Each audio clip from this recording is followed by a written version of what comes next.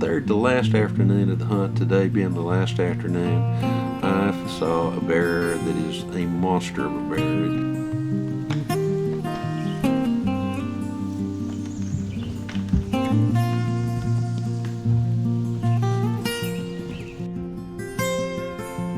Here's the finished product, seasoned fried pinto beans. These things are awesome. A little bit of crunch to them. Welcome to A Sportsman's Life. We're so glad you tuned in to join us for another exciting real-world outdoor adventure right here on A Sportsman's Life.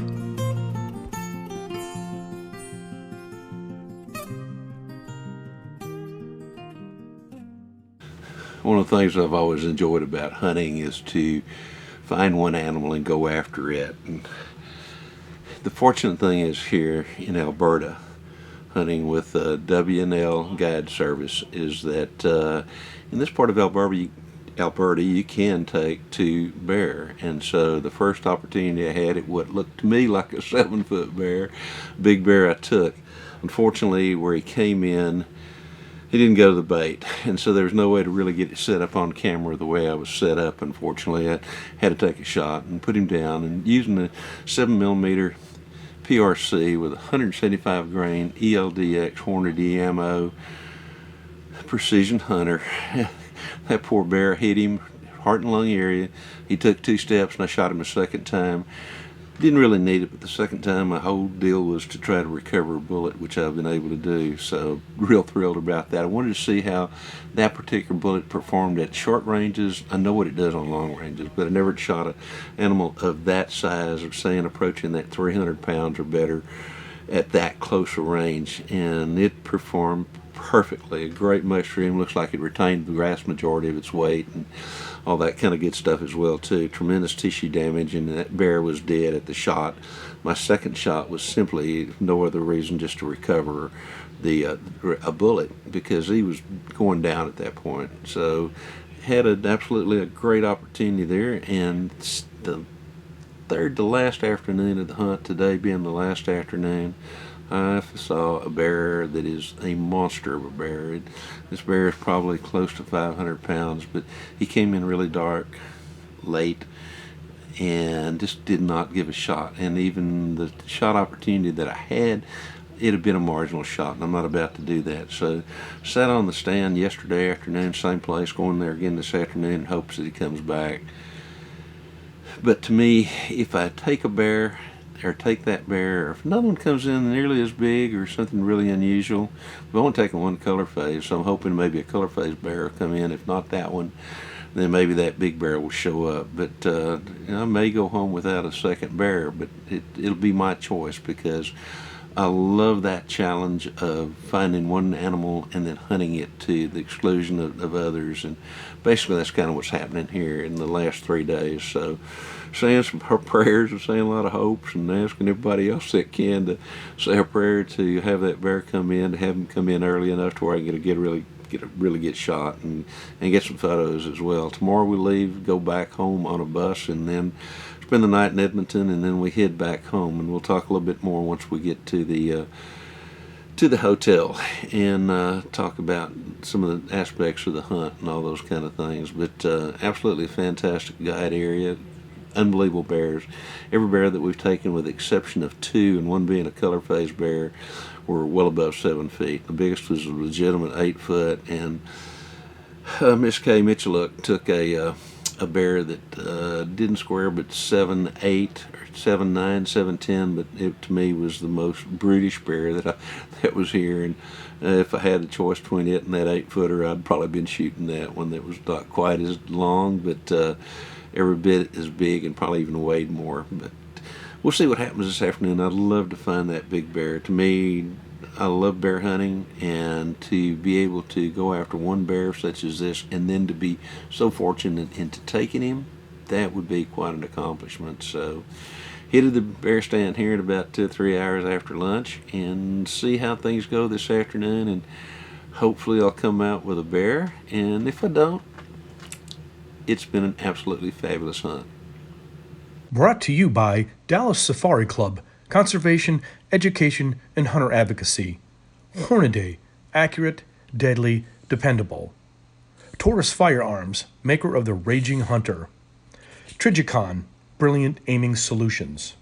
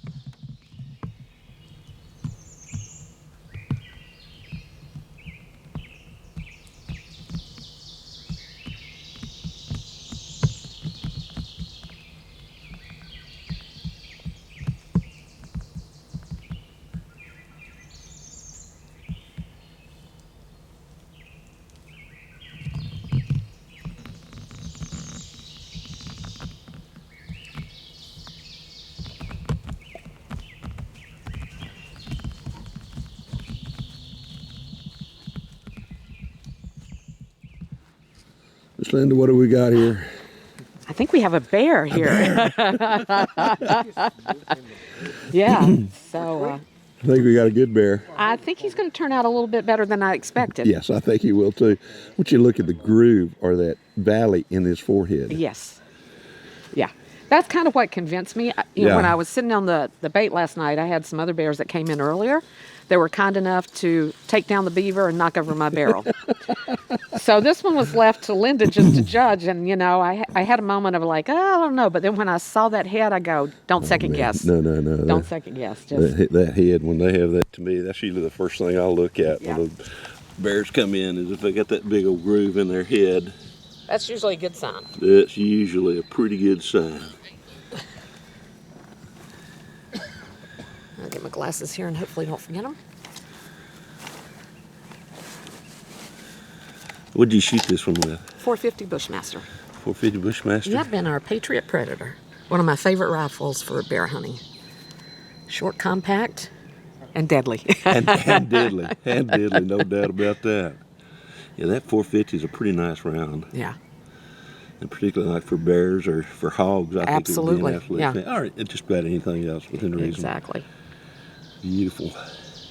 Let's all move back. Let's get some photos. Okay. Monty, tell me about your bear. Well, it's a nice old fellow that came in. I was sitting there for probably about an hour and a half in the stand. All of a sudden I look down to my left and he just comes waddling in. I didn't have enough time to think other than the fact that I knew as soon as he cleared those barrels, I was pulling up my rifle and letting her fly. Hit him in the side. He runs about 5 feet, stands up, and I figured better chance, put another one in him. He turns around, dances around a circle, flops down, doesn't make another sound. Then after that, that's when I finally realized what I had. What'd you shoot him with? I was using a 7PRC. This rifle made by Mossberg. Runs Swarovski optics, got a Boyd stock on it. Really nice shooting rifle. They're affordable, but yet on the other hand, I can honestly say it's probably one of the more accurate rifles I own. I absolutely love this thing. And the 7PRC, I was running the Outfitter, the 160 grain CX. Passed completely through, left a hell of a blood trail. I mean, did everything I could have ever asked of the bullet itself. Cartridge worked great. Shane, the Outfitter here, did a great job. Yep. Did the best he could, got me on really nice bears. This whole trip has just been a blast. I couldn't ask for more than what I've got. Shane, you got anything you want to add to that? Oh, it's a beautiful bear. You did a good job, good shot. He There was did. no tracking. Perfect shot. Well, congratulations, sir. I appreciate it very much. How many bears does that make for you now? That's 2 for me. 2? Yep. So we're curious to see nice. what this one will end up measuring out, but I think I'm going to be pretty pleased until I you pay are the too. taxidermist. Then not so much. Well, this is 2 of how many? Oh, how many have Looking we got into now? the future. Oh, I don't know. I might have started an addiction here. Bears have a tendency to do that too. Well, congratulations again. And as long as the wife keeps letting me touch the checkbook, I'll be good to go. A Sportsman's Life is also brought to you by Mossberg, American built, American strong. The YO Steakhouse, Catch and Release Apparel, AGM Global Vision, your go-to for thermal hunting scopes and spotters. Pyramid Air, your one-stop shop for everything air guns.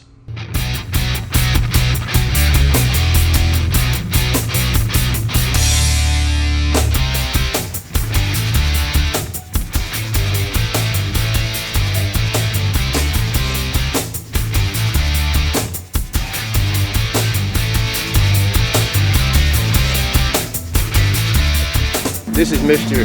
Whitetail's first trip to Lake Texoma. How do you like it? I absolutely love it. I've been all around this lake and I've always heard about you guys, and I knew I wasn't going to go fishing until I got to go fishing with y'all. So it took a little time for us to get there. Get out there and get another one. This is fantastic, by golly. Absolutely the greatest fishing in the world.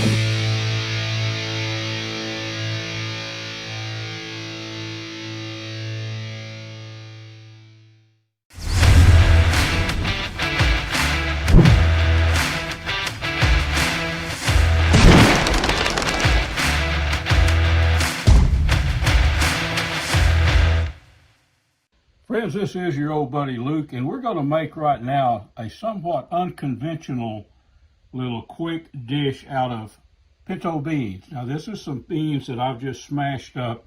I learned this recipe at our outdoor rendezvous in Greenville from a buddy last year. We're going to chop these ingredients up, mix them with the pinto beans, and then add flour to thicken it, and then we're going to fry it. So let's get going. Let me do some chopping, then we'll mix it with our beans. And here is our garlic finely chopped, our jalapeno chopped up really fine, and the onion. Did you ever wonder on these cooking shows why they want to make you watch them chop all this stuff? I have a feeling all of you know how to get this far with it. So we're going to combine this with the egg and the flour into the smashed beans. And now, friends, it gets pretty simple. These need to cook about 3 or 4 minutes per side. Let's turn this one right here. Oh yeah. Check out that golden crunchiness. These things are way better than you might think. They're really good eating. Let's flip this one. There we go. Now we'll cook them about 3 minutes on this side to get it golden brown, and then we will serve them up. Friends, here's the finished product, seasoned fried pinto beans. These things are awesome. A little bit of crunch to them. You can see the pinto beans in there with all the garlic and the onions. Very, very tasty. This is something I think you might want to try at camp real soon, or maybe at home. Folks, this segment was brought to us by Gearhead Archery, Smoke in Tex Electric Smokers, Snaplock Hunting Blinds, YO Ranch Headquarters, Ultramatic Feeders, and Catfish Pro. Tune in next week for some more real-world outdoor adventures right here on A Sportsman's Life.